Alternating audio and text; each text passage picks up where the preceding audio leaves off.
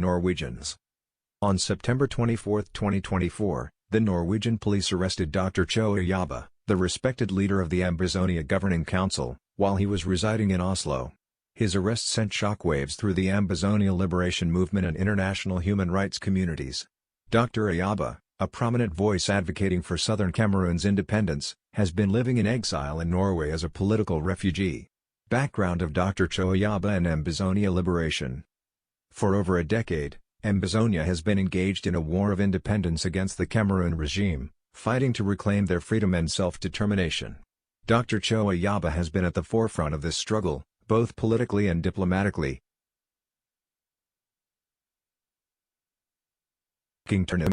Despite facing threats and persecution, he has continued to advocate peacefully from abroad, becoming a key figure for the southern Cameroon's diaspora. Details of the arrest. Dr. Ayaba was arrested by Norwegian authorities based on allegations that he incited violence and crimes during the Ambazonia Liberation War through his statements on social media platforms. The arrest reportedly came after pressure from the Cameroon government, which has sought to silence Ambazonia leaders worldwide by accusing them of terrorism and criminal activities. Norwegian police have cited ongoing investigations into these claims as justification for the detention. Legal irregularities and human rights concerns. Since his arrest, Dr. Ayaba has been held in detention while his case is under review. Human rights organizations, including Amnesty International and Human Rights Watch, have raised serious concerns about the legality of the arrest. They argue that the charges are politically motivated and that Dr. Ayaba's rights to freedom of expression and political asylum are at risk. Critics have pointed to irregularities in the legal process, questioning whether Norway is upholding international standards in protecting political refugees. Norway's role and international implications. Norway has long presented itself as a champion of human rights and a safe haven for political refugees. However, Dr. Ayaba's arrest exposes contradictions between Norway's human rights rhetoric and its actions. The involvement of Norwegian security services, including Kripos, the National Criminal Investigation Service, raises questions about political influence and possible cooperation with the Cameroon regime. This situation has cast a shadow over Norway's international reputation and its commitments to protecting freedom fighters. The impact on Ambazonia liberation movement. The arrest has galvanized Ambazonia supporters globally, sparking protests and social media campaigns demanding Dr. Ayaba's immediate release. Many view this arrest as an attack not just on one man, but on the entire Ambazonia liberation movement. Supporters emphasize that silencing Dr. Ayaba will not end the quest for independence, but rather strengthen the resolve of southern Cameroon's people. This is just the beginning. In the coming episodes, we will examine Norway's contradictory stance, expose Cameroon's war crimes, and highlight why Dr. Cho Ayaba's leadership is critical to justice and freedom in Ambazonia. The Norway hypocrisy, Oslo Freedom Forum silence. Norway is internationally recognized for championing human rights and freedom of expression. The Oslo Freedom Forum, held annually in the capital, is celebrated as a beacon for democracy activists worldwide. Yet, amidst the arrest of Dr. Cho Ayaba, a key freedom fighter for Ambazonia's liberation, an uncomfortable silence has fallen over this human rights gathering. Norway's contradictory record. Norway's image as a human rights advocate clashes sharply with its recent actions. While hosting global activists at the Oslo Freedom Forum, Norwegian authorities arrested Dr. Cho Ayaba on politically charged allegations. This contradiction exposes a troubling double standard. Norway welcomes voices opposing oppression worldwide, except when it comes to those challenging Cameroon's regime. Oslo Freedom Forum silence. The Oslo Freedom Forum, known for amplifying marginalized voices, has remained notably silent on Dr. Ayaba's detention. Despite his leadership in Ambazonia's liberation struggle, OFF has not publicly condemned the arrest nor advocated for his release. This silence sends a dangerous message that some political causes are less worthy of protection than others. Kripos and Norwegian government double standards. Political influence behind Dr. Ayaba's arrest extends beyond Cameroon's government. France, a long-standing ally of Cameroon, is believed to exert pressure behind the scenes to suppress Ambazonia's independence movement. Adding to the controversy is the involvement of Kripos, Norway's National Criminal Investigation Service, which conducted the investigation leading to Dr. Ayaba's arrest. Norway's public prosecutor, Annette Banger, played a key role in challenging the court decision to release Dr. Ayaba but has yet to provide any concrete evidence supporting the allegations. This prosecutorial overreach raises serious questions about Norway's commitment to justice. Meanwhile, Investigators have interviewed random Cameroonians living in Norway and traveled to the United States to question Benedict Kwa, defense chairman of the Ambazonia Defense Forces, as well as the vice president of the organization in Ireland and others, but so far, no credible evidence has emerged. Questionable investigations, fishing for evidence. Norwegian authorities have conducted extensive and invasive investigations, interviewing random Cameroonian nationals in Norway in an attempt to build a case against Dr. Ayaba. Investigators have even traveled to the United States to interview Benedict Kwa, defense chairman of the Ambazonia Defense Forces, as well as the vice president of the organization in Ireland, among others. Despite these exhaustive efforts, no credible evidence has emerged to justify Dr. Ayaba's continued detention, arresting victims while hosting their oppressors. This paradox is stark. Norway hosts representatives of oppressive regimes like Cameroon's while imprisoning peaceful Ambazonia activists demanding liberation. Such actions undermine Norway's moral authority and betray the very activists OFF claims to support. Cameroon's crimes, the evidence they want to hide. A war hidden in plain sight, the brutal truth about Ambazonia. The war in Ambazonia isn't just a conflict, it's a brutal campaign of annihilation waged by the Biya regime. Since 2016, the people of southern Cameroon's Ambazonia have faced scorched-earth tactics, extrajudicial killings, arbitrary arrests, systematic torture, enforced disappearances, and other war crimes. And yet, the world remains silent. This war is hidden in plain sight. Hidden not because it's invisible, but because the global community has chosen to look away. Cameroon's military forces have burned over 400 villages to the ground, displacing more than 1.5 million Ambazonians. Entire communities have vanished under flames, homes, farms, schools, churches, destroyed with impunity in coordinated acts of scorched-earth warfare. These aren't random acts of violence. They are deliberate military strategies designed to erase a people in their claim to nationhood. At the heart of this horror are extrajudicial killings. Men shot in front of their families. Women raped and murdered. Children burned alive in their homes. The Ngarba massacre, where pregnant women and children were slaughtered by Cameroon's military, was just one of many such atrocities. No justice has followed. No accountability. Only silence. Ambazonians are being abducted from their homes and communities, dragged into military trucks, and imprisoned without trial. These arbitrary arrests are followed by systematic torture. Detainees are electrocuted, beaten with machetes, raped, and starved. Some are kept in underground dungeons. Others simply disappear, enforced disappearances carried out by the state, their families never told if they are alive or dead. These are not isolated incidents. These are war crimes. And they are happening with the full knowledge of the international community. Cameroon has violated every principle of international humanitarian law. They have targeted civilians, bombed villages, shut down schools, detained journalists, outlawed civil society, and used their military to wage war on an entire population. The regime has declared war on Ambazonian identity itself. Yet, the world continues to shake hands with Paul Biya. Nations that claim to defend democracy and human rights still train and equip Cameroon's military. The United Nations, the African Union, the Commonwealth, none have held the regime accountable. Their silence has become complicity. This is not a civil conflict. This is not a rebellion. This is genocide unfolding in real time, and it has been for nearly a decade. But Ambazonians refuse to be erased. We refuse to be broken. We refuse to surrender our right to exist, to live free, and to govern ourselves in the land of our ancestors. For every village burned, another rises. For every voice silenced, thousands more shout louder. This is not just about Ambazonia. This is a test of the world's conscience. How many massacres will it take? How many children must die before the world acts? Let history never say, "We didn't know." Documented atrocities, the UN, HRW, and AGOV genocide reports. Over 70,000 civilians have been killed. Schools, hospitals, and places of worship have been burned. Reports from Human Rights Watch, the United Nations, and Ambazonia's own Human Rights Division document horrifying crimes.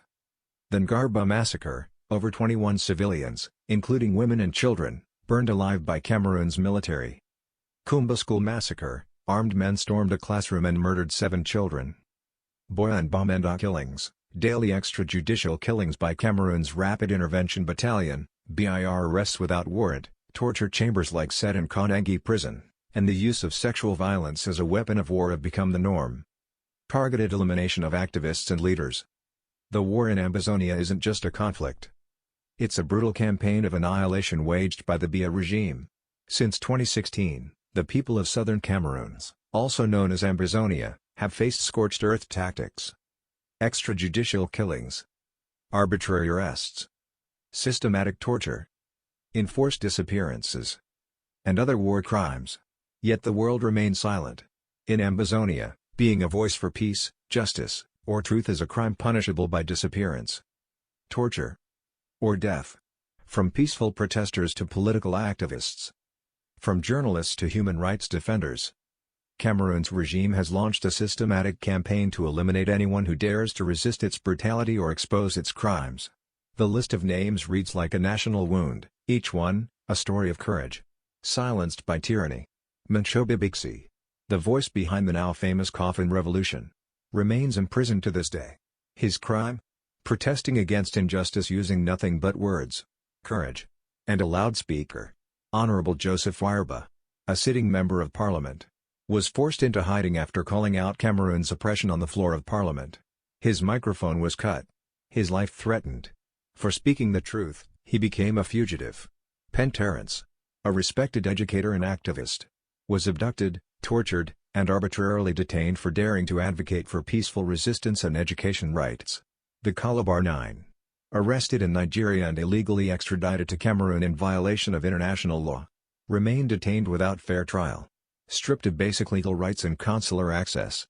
The near 10 Ambazonian leaders and intellectuals, abducted from Abuja in 2018, secretly handed over to Cameroon's government. Some are still being held in underground cells. Others are serving life sentences, tried by military tribunals under laws meant for wartime enemies. Even in exile, Cameroon hunts its opponents. Dr. Cho Ayaba, the political leader of the Ambazonian struggle, has been relentlessly targeted, even while engaging with international institutions and governments. In 2024, he was unjustly detained in Norway, following a smear campaign backed by Cameroon's Secret Service and diaspora collaborators. Despite being a freedom fighter advocating self-determination under international law, Dr. Ayaba's financial records, private communications, and family life were weaponized against him. Meanwhile, not a single senior Cameroonian military official has ever faced questioning over the burning of villages, mass killings, or rape campaigns. Cameroon has made it virtually impossible for independent monitoring of its abuses. Journalists are imprisoned under anti-terror laws for publishing the truth. Human rights organizations are banned or pushed underground. Investigators and whistleblowers are targeted by surveillance, intimidation, or worse. International NGOs are denied access to conflict zones in Ambazonia. Those who speak out, internally or externally, are often followed, hacked, or threatened. Some are murdered. Others vanish without trace. Community leaders, chiefs, youth organizers, pastors, and traditional rulers have been executed without trial. Dozens of village elders have been found tied up, shot, or burned, accused by the state of harboring separatists simply for not cooperating with the military. Over 20,000 civilians have been killed since the war began. Thousands more have vanished without trace, forcibly disappeared by Cameroon's elite military units. Families are left with no answers, no bodies, and no hope for justice. Biya has ruled Cameroon for over 4 decades, never facing free and fair elections, never held accountable for his actions. He rules from abroad, spending most of his time in Switzerland. While his military burns through the lands of Ambazonia, Cameroon operates as a state built on deception, repression, and fear. It uses anti-terror laws to criminalize dissent, military tribunals to silence civilians, and international diplomacy to whitewash its crimes.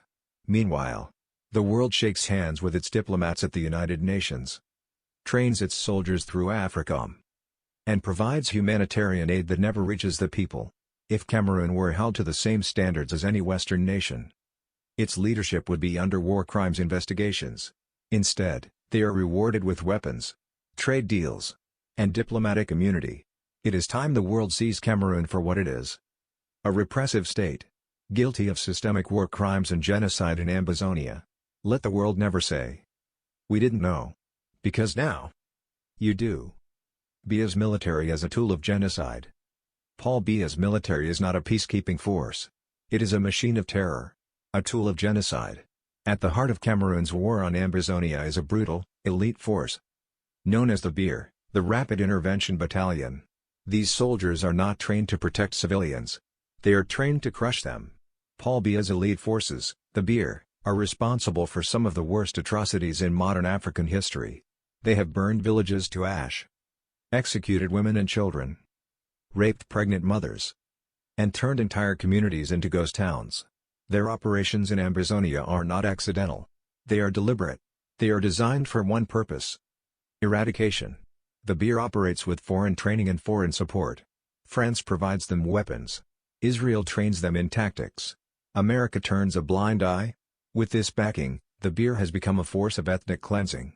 They operate in complete impunity, storming homes in the night, killing indiscriminately, and leaving bodies to rot in the streets. This is not counterterrorism. This is not national defense. This is war against a people. A war against identity. A war against Ambazonia. Every village burned. Every child slaughtered. Every man or woman abducted. Is part of a broader mission to wipe Ambazonians from their land. The Biya is Biya's personal army. It does not answer to the people. It answers only to the dictator. And for years, this force has committed atrocities with international silence. The international community knows. They've seen the footage. They've read the reports. They've documented the war crimes. Yet still, no sanctions. No investigations. No justice. What kind of world trains and equips a military that burns schools, murders civilians, and terrorizes a people longing for freedom? What kind of world calls this security? Paul Biya's military is not a shield. It is a sword. And the Biya is its sharpest, deadliest edge. This is genocide. And the Biya is its instrument. Let no one be fooled. Their mission is not peacekeeping. It's eradication. Why Norway, France, and the ICC are complicit through silence? Why Norway, France, and the ICC are complicit through silence? While Ambazonia bleeds, the world looks away. Over 70,000 civilians have been killed. Villages have been burned to the ground. Women raped. Children shot. The elderly executed in their homes. Over 1 million people displaced, forced to flee into the forests or across borders with no international protection. Yet, the world stays silent. France, the same nation that drew the colonial lines dividing Cameroun and Ambazonia, continues to fuel this war by arming the Biya regime. French weapons, military training, and intelligence support are used to bomb Ambazonian villages, silence dissent, and crush the people's dream of freedom. Norway, the peaceful host of the Oslo Forum that claims to champion dialogue, arrested Dr. Ayaba, a leader of the oppressed people of Ambazonia. Not because he committed a crime, but because he speaks out against the crimes of Cameroon. At the same time, Norwegian institutions roll out the red carpet for Cameroonian diplomats, officials of a regime that has committed war crimes and crimes against humanity. The International Criminal Court, created to bring justice to the world's most serious crimes, has ignored overwhelming evidence. Massacres in Garba, the beheading of civilians in Muyuka, the burning of homes in Kumbo and Mamf, and the public execution of unarmed civilians by Cameroonian soldiers. Reports from Human Rights Watch, Amnesty International, and local fact-finding missions all confirm these atrocities. Yet, the ICC remains unmoved. No full investigation. No indictments. No accountability. This is not just negligence. This is not just indifference. This is complicity. When powerful nations and institutions ignore genocide, when they detain victims and protect perpetrators, they become part of the crime. Ambazonia will not forget. History will not forge. This is what they're trying to silence. By silencing voices like Dr. Ayaba, they hope to erase the resistance. They hope to bury the truth. To suppress the cry for justice coming from the heart of Ambazonia. But the truth cannot be silenced. Because it lives on.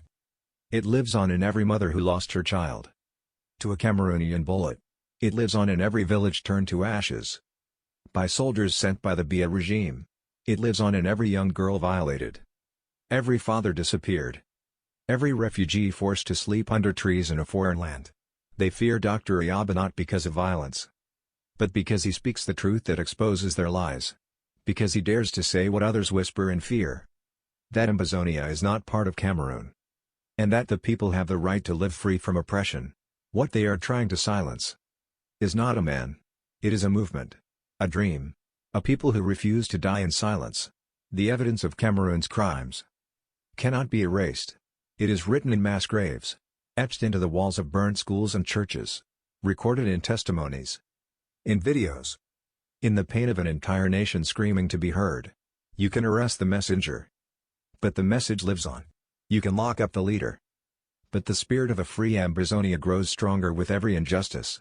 Paul Biya, 92 years old and still untouchable. In 1982, Paul Biya ascended to the presidency of Cameroon, succeeding Amadou Ahidjo. Initially seen as a beacon of hope, Biya's early years promised democratic reforms. However, over time, his leadership took a turn towards authoritarianism. By consolidating power and suppressing dissent, Biya transformed Cameroon into a state where political opposition was stifled, and civil liberties were curtailed. His regime became synonymous with centralized authority and limited political freedom. The Mail and Guardian. A legacy of corruption and decay. Under Biya's rule, Cameroon has grappled with pervasive corruption. Despite establishing anti-corruption bodies like the National Anti-Corruption Commission, CONOC, these institutions have often been criticized for lacking effectiveness. Public services have deteriorated, hospitals face shortages of essential supplies, and educational institutions suffer from inadequate funding and infrastructure. While the elite enjoy opulence, the majority of Cameroonians contend with poverty and limited access to basic services. The Guardian Post +1 The Guardian Post +1. 43 years of bloodshed and constitutional manipulation. Biya's tenure has been marked by strategic constitutional amendments to entrench his power. In 1996, a new constitution introduced term limits, but these were effectively nullified by the 2008 amendments, allowing Biya to run for office indefinitely and granting him immunity from prosecution. These changes sparked widespread protests, met with heavy-handed responses from security forces, resulting in numerous casualties and arrests. Further arrest in Norway in 2024, under contentious circumstances, highlights the international dimensions of Cameroon's internal conflicts. Despite a court ruling for his release, the Norwegian authorities, influenced by external pressures, continued his detention. This incident underscores the lengths to which Biya's regime will go to suppress dissenting voices, even beyond Cameroon's borders. Time to end the dictatorship. Paul Biya's 43-year rule has left Cameroon in a state of political stagnation and social unrest.